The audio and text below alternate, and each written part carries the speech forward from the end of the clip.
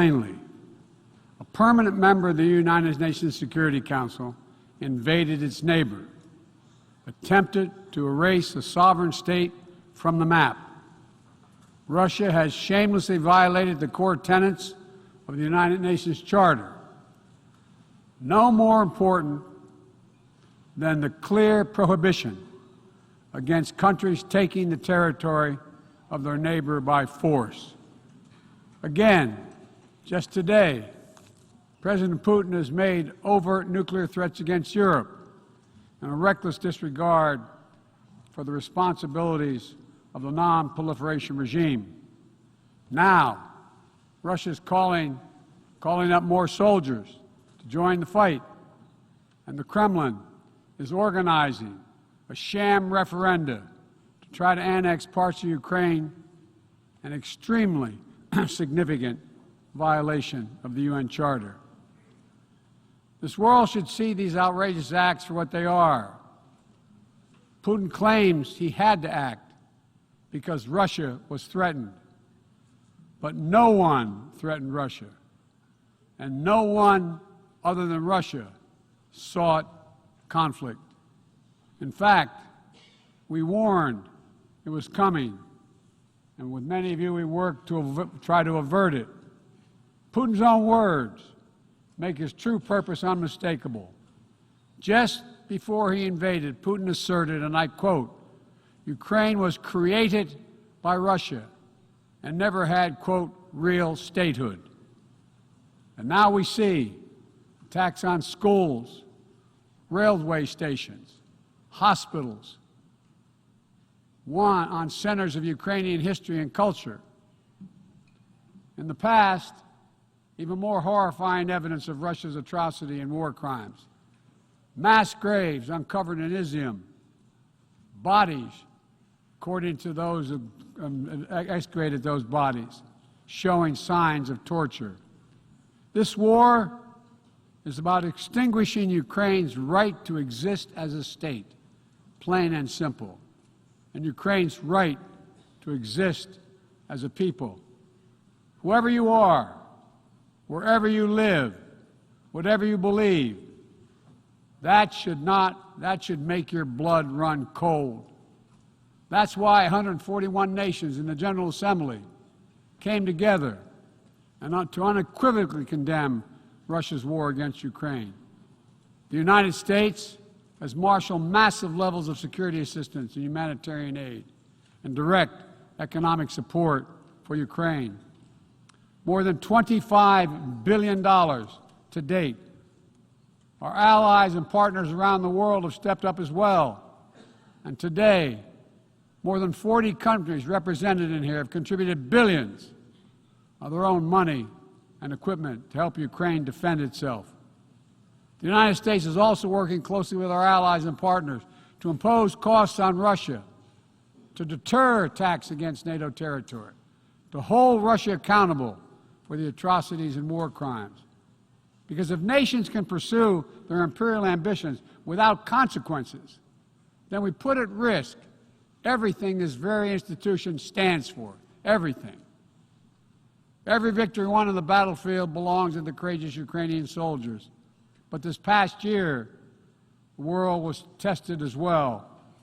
And we did not hesitate. We chose liberty. We chose sovereignty. We chose principles to which every party to the United Nations Charter is beholding. We stood with Ukraine. Like you, the United States wants this war to end on just terms, on terms we all signed up for, that you cannot seize a nation's territory by force. That the only country standing in the way of that is Russia. So we, each of us in this body, who's determined to uphold the principles and beliefs we pledge to defend as members of the United Nations, must be clear, firm, and unwavering in our resolve. Ukraine has the same rights that belong to every sovereign nation. We will stand in solidarity with Ukraine. We will stand in solidarity against Russia's aggression, period.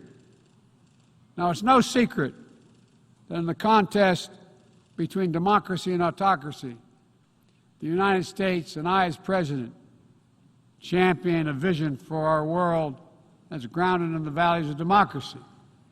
The United States is determined to defend and strengthen democracy at home and around the world because I believe democracy remains humanity's greatest instrument to address the challenges of our time. We're working with the G7 and like-minded countries to prove democracies can deliver for their citizens, but also deliver for the rest of the world as well. But as we meet today, the UN Charter's very basis of a stable and just rule-based order is under attack by those who wish to tear it down or distort it for their own political advantage. And the United Nations Charter was not only signed by democracies of the world, it was negotiated among citizens, dozens of nations with vastly different histories and ideologies, united in their commitment to work for peace. As President Truman said in 1945, the UN Charter, and I quote, is proof that nations like men can state their differences, can face them, and then can find common ground on which to stand, end of quote. That common ground was so straightforward, so basic, that today 193 of you, 193 member states have willingly embraced its principles. And standing up for those principles for the UN Charter is the job of every responsible member state. I reject the use of violence and war to conquer nations or expand borders through bloodshed, to stand against global politics of fear and coercion, to defend the sovereign rights of smaller nations as equal to those of larger ones, to embrace basic principles like freedom of navigation, respect for international law, and arms control. No matter what else we may disagree on, that is the common ground upon which we must stand. If you're still committed to a strong foundation for the good of every nation around the world, then the United States wants to work with you. I also believe the time has come for this institution to become more inclusive so that it can better respond to the needs of today's world. Members of the UN Security Council, including the United States, should consistently uphold and defend the UN Charter and refrain from the use of the veto, except in rare, extraordinary situations, to ensure that the Council remains credible and effective. That is also why the United States supports increasing the number of both permanent and non-permanent representatives of the Council. This includes permanent seats for those nations we have long supported and permanent seats for countries in Africa, Latin America, and the Caribbean. The United States is committed to this vital work. In every region, we've pursued new, constructive ways to work with partners to advance shared interests, from elevating the Quad in the Indo-Pacific to signing the Los Angeles Declaration of Migration and Protection at the Summit of the Americas, to joining a historic meeting of 9 Arab leaders to work toward a more peaceful, integrated Middle East, to hosting the U.S.-Africa Leaders Summit in this December. As I said last year, the United States is opening an era of relentless diplomacy to address the challenges that matter most to people's lives, all people's lives. Tackling climate crisis, as the previous speaker spoke to, strengthening global health security, feeding the world. We made that priority, and 1 year later we're keeping that promise. From the day I came to office, we've led with bold climate agenda. We've rejoined the Paris Agreement, convened the major climate summits, helped deliver critical agreements on the COP26. We helped get 2/3 of the world's GDP on track to limit warming to 1.5 degrees Celsius. And now, I've signed a historic piece of legislation here in the United States that includes the biggest, most important climate commitment we have ever made in the history of our country, $369 billion toward climate change. That includes tens of billions in new investments in offshore wind and solar, doubling down on zero-emission vehicles, increasing energy efficiency, supporting clean manufacturing. Our Department of Energy estimates that this new law will reduce U.S. emissions by 1 gigaton a year by 2030, while unleashing a new era of clean energy-powered economic growth. Our investments will also help reduce the cost of developing clean energy technologies worldwide, not just in the United States. This is a global game changer, and none too soon. We don't have much time. We all know we're already living in a climate crisis. No one seems to doubt it after this past year. Much of Pakistan is still underwater, needs help. Meanwhile, the Horn of Africa faces unprecedented drought. Families are facing impossible choices, choosing which child to feed and wondering whether they'll survive. This is the human cost of climate change, and it's growing, not lessening. So, as I announced last year, to meet our global responsibility, my administration is working with our Congress to deliver more than $11 billion a year to international climate finance, to help lower-income countries implement their climate goals and ensure a just energy transition. The key part of that will be our PEPFAR plan, which will help 500 million people in especially vulnerable countries adapt to the impacts of climate change and build resilience. This need is enormous. So let this be the moment we find within ourselves the will to turn back the tide of climate devastation, and unlock a resilient, sustainable, clean energy economy to preserve our planet. On global health, we've delivered more than 620 million doses of COVID-19 vaccine to 116 countries around the world, with more available to help meet countries' needs. All free of charge, no strings attached, and we're working closely with the G20 and other countries in the United States help lead the change to establish a groundbreaking new fund for pandemic prevention, preparedness, and response at the World Bank. At the same time, we've continued to advance the ball on enduring global health challenges. Later today, I'll host the 7th Replenishment Conference for the Global Fund to fight AIDS, tuberculosis, and malaria.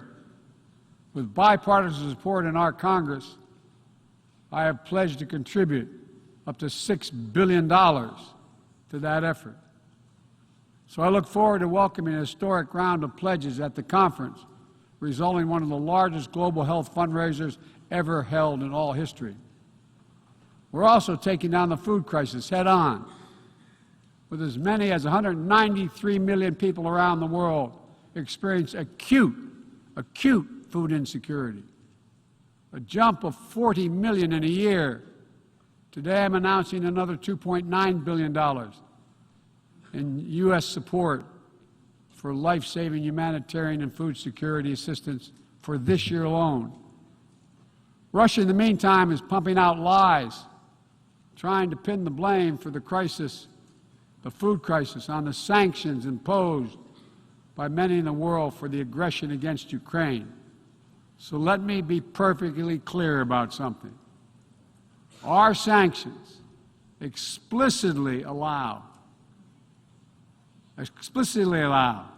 Russia the ability to export food and fertilizer. No limitation. It's Russia's war that is worsening food insecurity, and only Russia can end it. I'm grateful for the work here at the UN, including your leadership, Mr. Secretary General, establishing a mechanism to export grain from Black Sea ports in Ukraine that Russia had blocked for months, and we need to make sure it's extended. We believe strongly in the need to feed the world. That's why the United States is the world's largest supporter of the World Food Program, with more than 40% of its budget. We're the leading support of the UNICEF efforts to feed children around the world. To take on a larger challenge of food insecurity, the United States introduced a call to action, a roadmap eliminating global food insecurity, that more than 100 nation member states have already supported. In June, the G7 announced more than $4.5 billion to strengthen food security around the world through USAID's Feed the Future initiative. The United States is scaling up innovative ways to get drought and heat-resistant seeds into the hands of farmers who need them, while distributing fertilizer and improving fertilizer efficiency so that farmers can grow more while using less. And we're calling on all countries to refrain from banning food exports or hoarding grain while so many people are suffering.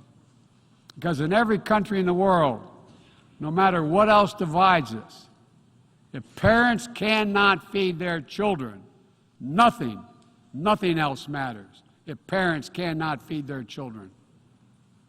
As we look to the future, we're working with our partners to update and create rules of the road for new challenges we face in the 21st century. We launched the Trade and Technology Council with the European Union to ensure that key technologies are developed and governed in the way that benefits everyone.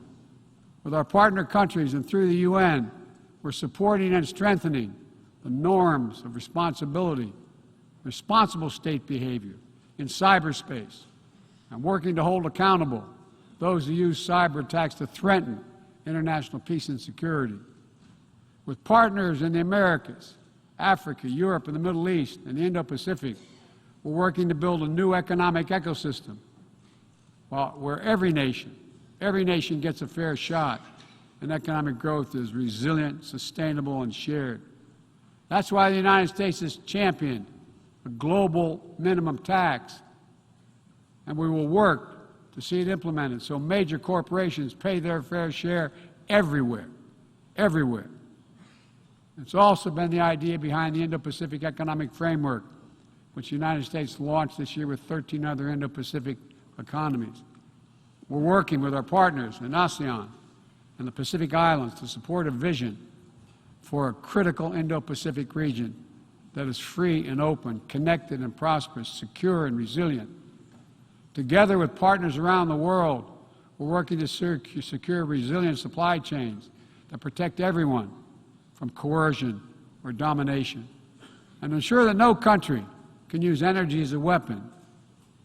And as Russia's war riles the global economy, we're also calling on major global creditors, including the non-Paris Club countries, to transparently negotiate debt forgiveness for lower-income countries, to forestall broader economic and political crisis around the world. Instead of infrastructure projects that generated huge and large debt without delivering on the promised advantages, let's meet the enormous infrastructure needs around the world with transparent investments, high-standard projects that protect the rights of workers and the environment, keyed to the needs of the communities they serve, not to the contributor. That's why the United States, together with fellow G7 partners, launched a Partnership for Global Infrastructure and Investment. We intend to collectively mobilize $600 billion in investment through this partnership by 2027. Dozens of projects are already underway. Industrial-scale vaccine manufacturing in Senegal, transformative solar projects in Angola, first-of-its-kind small modular nuclear power plant in Romania. These are investments that are going to deliver returns not just for those countries, but for everyone. The United States will work with every nation, including our competitors, to solve global problems like climate change. Climate diplomacy is not a favor to the United States or any other nation, and walking away hurts the entire world. Let me be direct about the competition between the United States and China.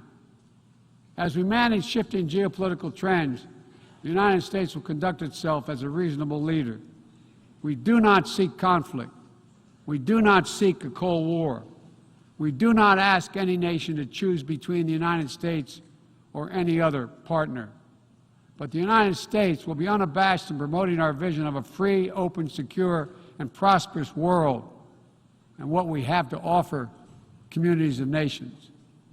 Investments that are designed not to foster dependency, but to alleviate burdens and help nations become self-sufficient.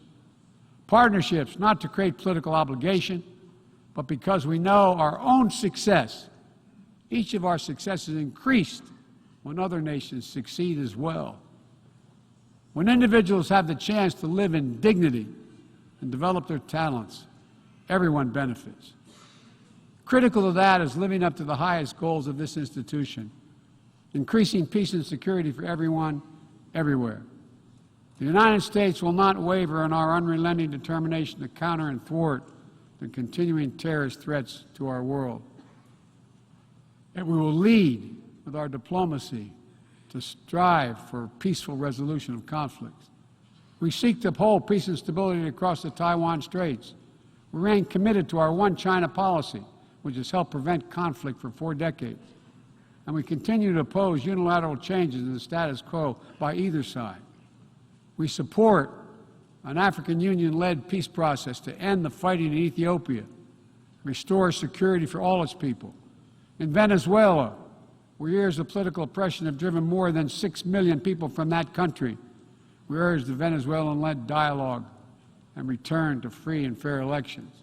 We continue to stand with our neighbor in Haiti as it faces political, fueled gang violence and an enormous human crisis. And we call on the world to do the same. We have more to do. We'll continue to back the UN-mediated truce in Yemen, which has delivered precious months of peace to people that have suffered years of war.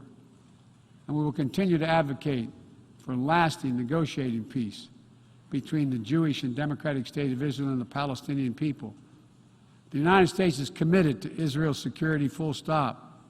And a negotiated 2-state solution remains, in our view, the best way to ensure Israel's security and prosperity for the future and give the Palestinians the state to which they are entitled.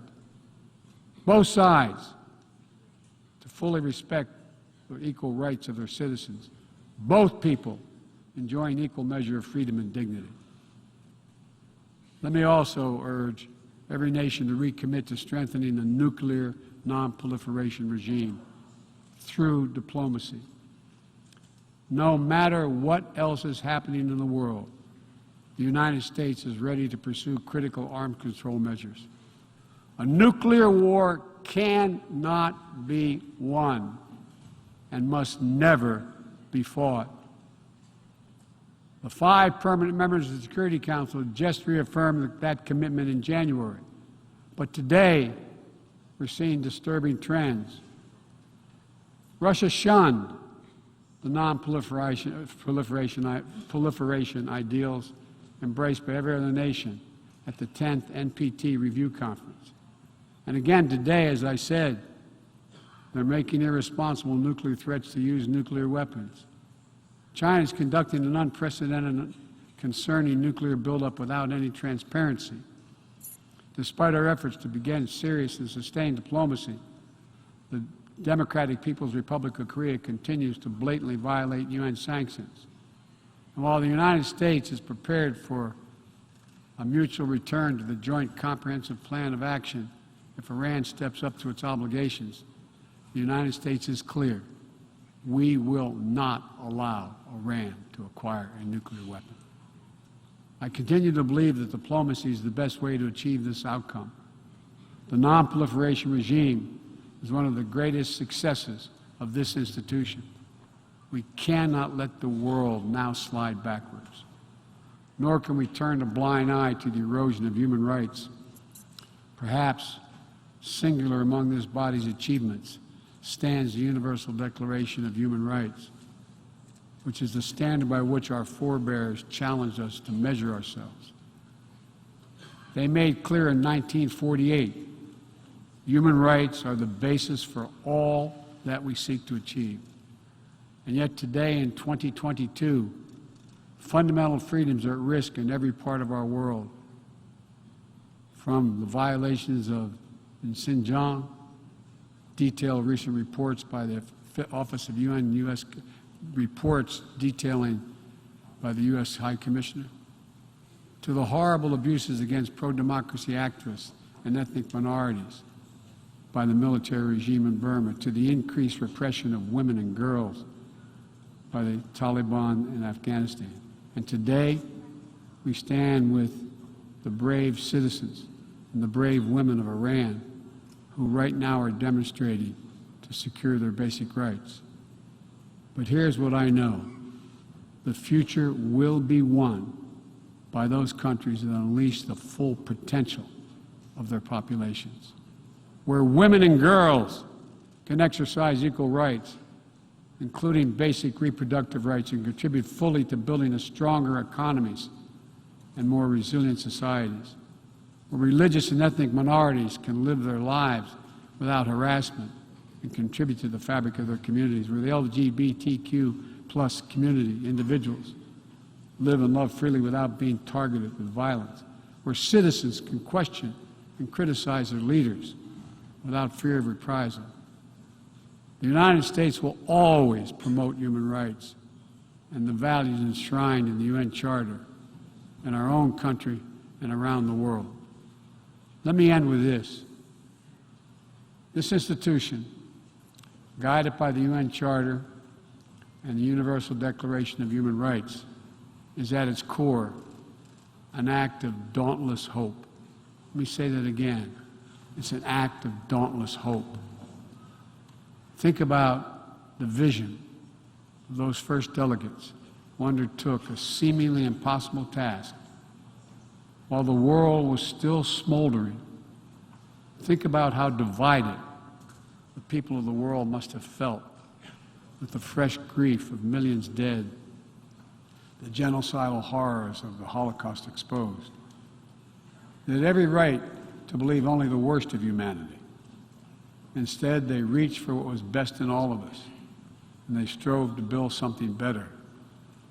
Enduring peace, comity among nations, equal rights for every member of the human family, cooperation for the advancement of all humankind. My fellow leaders, the challenges we face today are great indeed, but our capacity is greater. Our commitment must be greater still. So let's stand together to again declare the unmistakable resolve that nations of the world are united still, that we stand for the values of the UN Charter, that we still believe by working together we can bend the arc of history toward a freer and more just world for all our children, although none of us have fully achieved it. We're not passive witnesses to history. We are the authors of history. We can do this. We have to do it for ourselves and for our future, for humankind. Thank you for your tolerance, for listening to me. I appreciate it very much. God bless you all. On behalf of the General Assembly, I wish to thank the President of the United States of America for the statement just made, and I request the protocol to escort His Excellency.